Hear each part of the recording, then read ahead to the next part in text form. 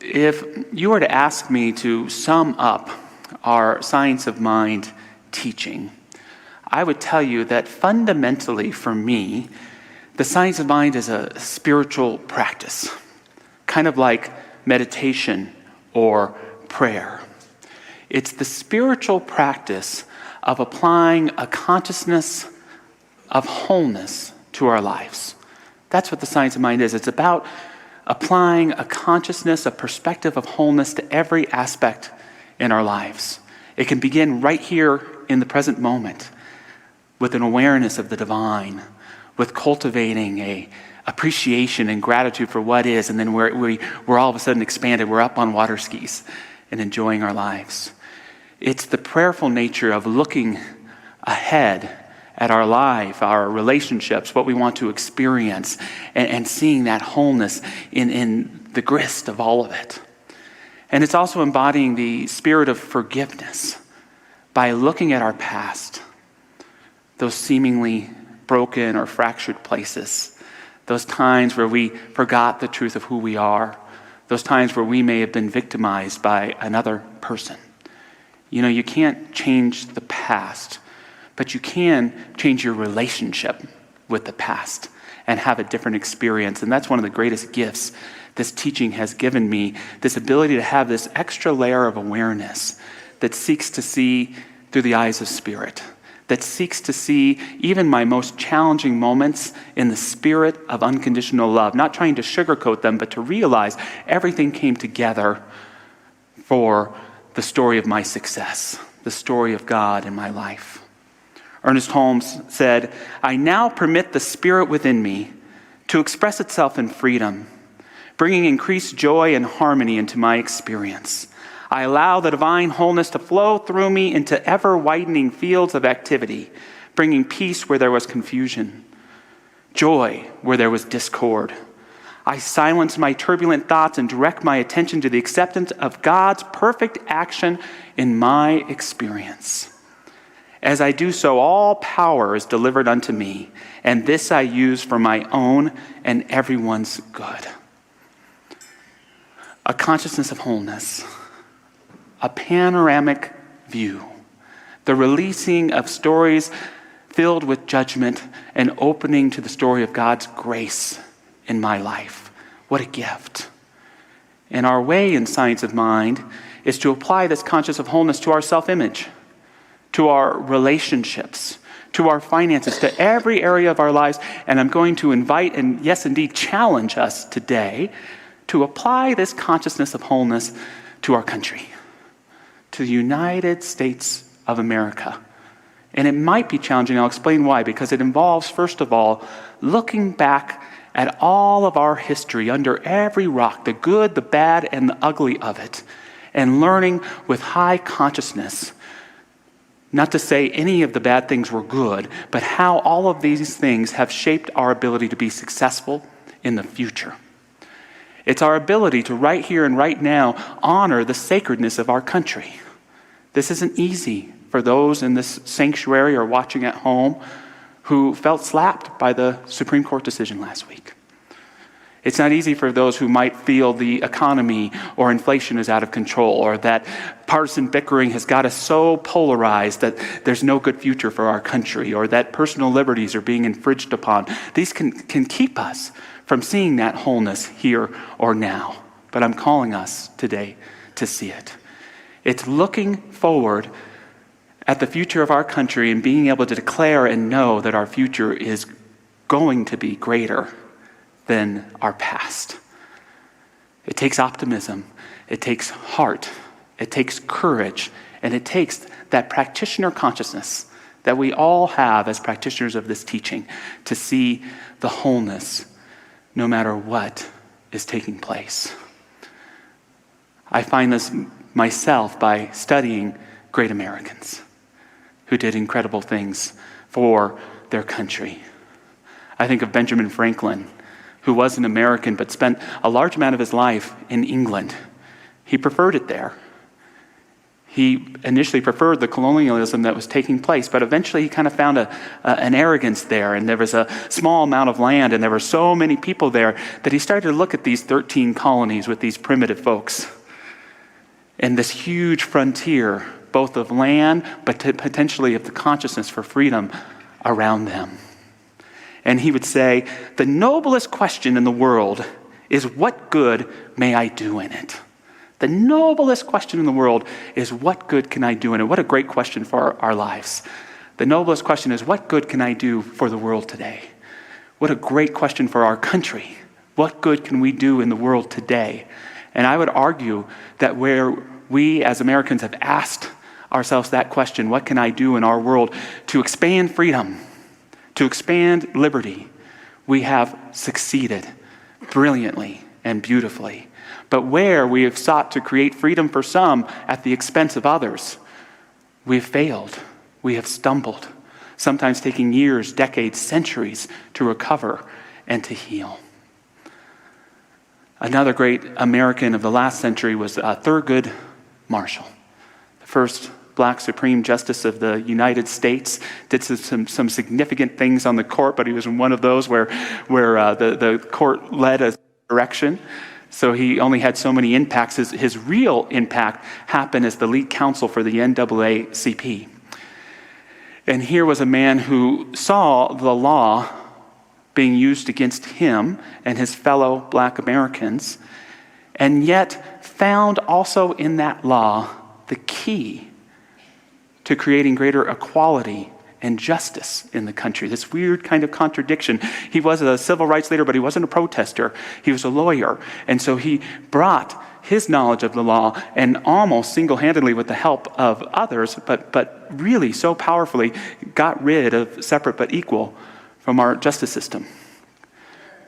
Got rid of segregation in our legal system and Jim Crow, and brought this presence that led, this belief that when we live together, integrated, we can achieve great things as America, no separation. In 1960, Marshall was invited to go to Kenya, a country that was seeking its independence from British rule, to help them write a new constitution. And Marshall, he came there and he studied all the great constitutions. He was here in Kenya, and this is what he said. He said, when I did the constitution for Kenya, I looked over just about every constitution in the world just to see what was good. And there's nothing that comes close to comparing with this one in the United States. This one is the best I've ever seen. When he got to Kenya, there were some very strong white British guards there, and there were hundreds and hundreds of people who came to see Marshall. So excited he was there, and he asked the guards if he could give a brief speech, and they said, absolutely not. He said, well, can I just say one word of greeting? And Marshall was a pretty big guy, and he got up on a station wagon, and he declared, Uhuru, Uhuru, and the crowd erupted. They went ballistic with joy. Uhuru meaning freedom now. Freedom now. Another great American of the last century was Robert Kennedy. Many saw him as a golden boy, but he was a sly politician when he worked under his brother in the Justice Department. And when his brother, President Kennedy, once commented that he believed that every Marine and really everyone in his cabinet should be able to walk 50 miles in a day, Robert listened. He didn't set out a press release. He didn't put anything on social media. He and his aides went and he hiked 50 miles that day. It took him 17 hours. And the press got word that this was going on, and they all surrounded him. And he said he had a wonderful time, but he would never do that in dress shoes again. But it's a great embodiment of the tenacity of the American spirit. You know, some of the greatest speeches in American history, there was little to no time to prepare for. And Robert Kennedy, for me, gave one of those speeches on April 4th, 1968. It was the day that Martin Luther King Jr. was shot and killed. And for many people, he was campaigning for president at the time. He was in Indiana. And for many people, the first that they heard of this terrible event in American history was from him on that day. I have bad news for you, he said. for all of our fellow citizens and people who love peace all over the world. And that is that Martin Luther King was shot and killed tonight. Martin Luther King dedicated his life to love and to justice for his fellow human beings, and he died because of that effort. In this difficult day, in this difficult time for the United States, it is perhaps well to ask what kind of nation we are and what direction we want to move in. For those of you who are black, considering the evidence there evidently is that there were white people who were responsible, you can be filled with bitterness, with hatred, and a desire for revenge. We can move in that direction as a country in great polarization, black people amongst black, white people amongst white, filled with hatred toward one another. Or we can make an effort, as Martin Luther King did, to understand and to comprehend and to replace that violence, that stain of bloodshed that has spread across our land with an effort to understand with compassion and with love. He goes on, what we need in the United States is not division. What we need in the United States is not hatred. What we need in the United States is not violence or lawlessness, but love and wisdom and compassion toward one another, and a feeling of justice toward those who still suffer within our country, whether they be white or they be black. And it was synchronistically terrible in a sense, but he was so the right person to share that message, not because of the color of his skin, but because he uniquely knew what it was like to have someone he loved murdered in such a terrible and awful way. He knew what it was to lose someone who represented his brother, such hope to so many people in America.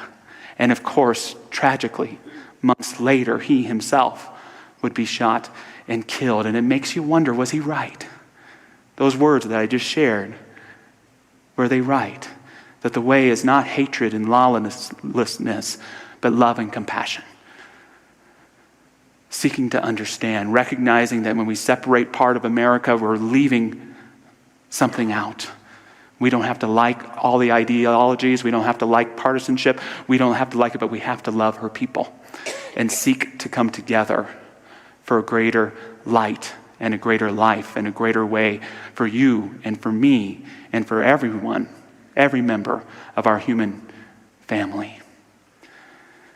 In 1966, Robert Kennedy was invited to go to South Africa, which was in the grips of apartheid. He was part of a country that was moving past its own caste system, moving past Jim Crow, moving into a place to speak in South Africa that would take 2 decades and a little bit more to realize integration in their country. And he said to the people of Cape Town, "It is from numberless diverse acts of courage and belief that human history is shaped.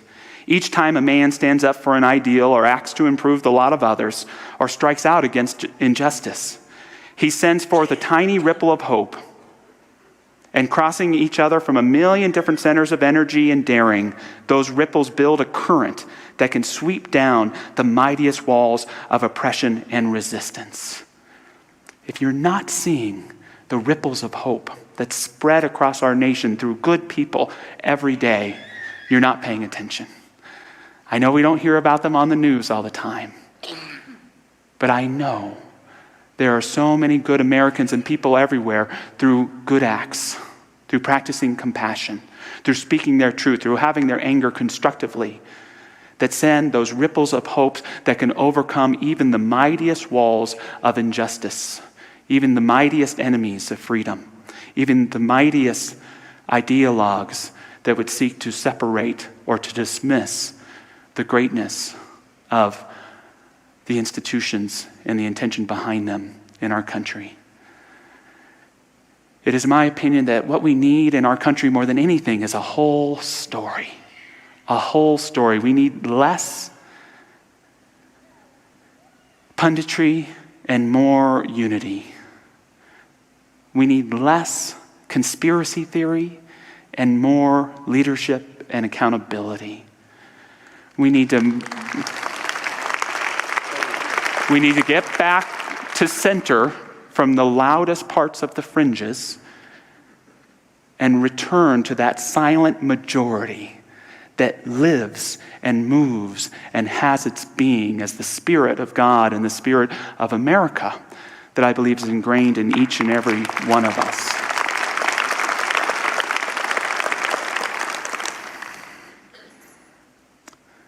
That ripple of hope that recognizes that when we see the whole story, we see it in alignment with a greater vision for who we can be. It doesn't mean everything in our story is good. In fact, a lot of it is awful and challenging and difficult, and it takes courage to look at the flaws in your country's history in the eye and to become better because of them. There are some that would say that our country was founded by privileged white men, many of whom owned slaves, and many were womenizers as well. And you'd be historically accurate. I'm not disagreeing with you. However, what I would argue is it's not the whole story. It's not the whole story. It's one thing to say that America was invented by men. It's another thing to say that we are invented by the Spirit of America. That America was an idea that time had come in the evolution of human consciousness that seeks greater freedom and liberty to live our very teachings in our heart. And of course we stumble. Of course we screw up. Of course we are challenged, and it takes so much time and so much hard work. But it's there if we claim it and we own that spiritual birthright. It is the spirit of America that possessed John Adams to defend redcoats in early America, being spited by all his fellow citizens because he believed in the right to a fair trial. It is the spirit of America that possessed Thomas Jefferson to write the Declaration of Independence. That, yes, wasn't true for everyone at the time and arguably may not be true for everyone now, but is our guiding prayer, our guiding star, our guiding ideal to continue to seek to make that liberty, justice, and pursuit of happiness for all. It is perhaps that same American spirit that brought both of these men, who despised each other for the most part, by the way, to die on the very same day, and I believe it was 1826. The day, 4th of July, Independence Day. It's kind of an eerie story, but it's meaningful to me that about a week before Abraham Lincoln was assassinated, he shared that he had a dream. And in his dream, he was in the White House, and there were people there, and they were all sad, and he walked into a room, and there was a coffin there, and he asked, "Who died?" And they said, the president. He's been assassinated. It's kind of a dark story, but it speaks to me of all of those individuals who've been a part of the whole story of America, who've given their lives for the whole story of America. Our brave service men and women, our brave civic and business leaders, brave citizens, willing to give their life for this greater freedom for all. A whole story, a spiritual story, for me, is something that's planted in each one of us so that it may happen, so that it can come about. Each of us in our individual life, I believe all of our potential is in us like that beautiful acorn. We get to listen to it. We get to nurture it. We get to choose how much we bring about, but the whole darn thing is always there. And I believe that's true for our country, that it still has its potential, that it still has its heart, that it still has its vision, but it needs you and I to remember what it is. And that's the calling of us as practitioners of this truth, practitioners of this teaching, to remember the truth. And even on the most difficult days, and we have had some difficult days recently, to be able to be angry, to be upset, to get right in the fight, go for it. But to hold that higher truth, not just for your country, but for your fellow man and fellow woman and fellow everybody in between. To bring a ripple of hope and to be a point of light. Be a ripple of hope and be a point of light. Ripple of hope, Kennedy brings us in 1966. Point of light, George H.W. Bush, 1988. 1,000 points of light. He spoke of the volunteer and the service person, the good citizen, and how powerful each of us can be a point of light that brings something sacred and precious about for our lives in our country. He would say, we can find meaning and reward by serving some higher purpose than ourselves, a shining purpose, the illumination of 1,000 points of light. We all have something to give. What do you have to give? Normally, I might close a talk like this with a few words of Joshy advice for you, but I'm going to, again, turn to another great American and his rules for leadership. His name's General Colin Powell, and we lost him last year. And before I say that, the part of why I wanted to bring this in is American pragmatism. We are supposed to be a pragmatic people.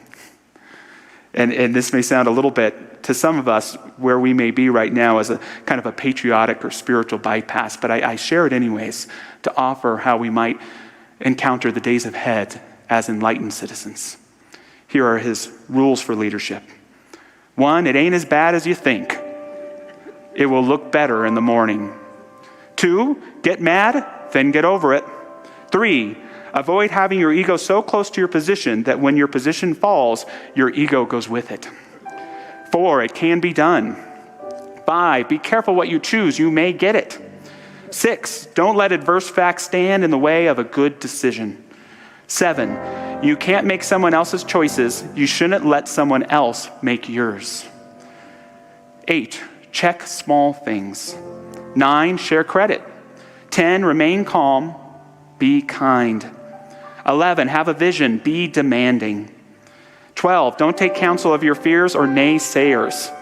13, perpetual optimism is a force multiplier. Don't be a puddle of spite. Be a ripple of hope. Don't be a lightning rod for contention. Be a point of light. Don't be a multiplier of pessimism. Be a multiplier of optimism. You never have to turn a blind eye to the facts or to your experience of what is taking place in our country, but we can remember our truth, and it's up to us as citizens to carry that truth with us and to seek to express it with one another. Your ripple of hope, your point of light, you are valuable. Your country needs you. Moving into prayer this morning, I invite you to join me if you so choose. I invite any of our prayer practitioners who choose to stand with us as well, holding consciousness for us.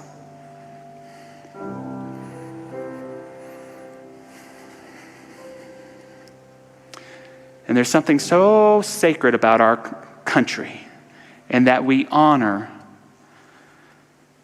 the sacredness in the individual, the heart of each one of us, the seed of God, designed to prosper, to heal, to grow, to expand, to embody freedom, that very quality of the divine itself.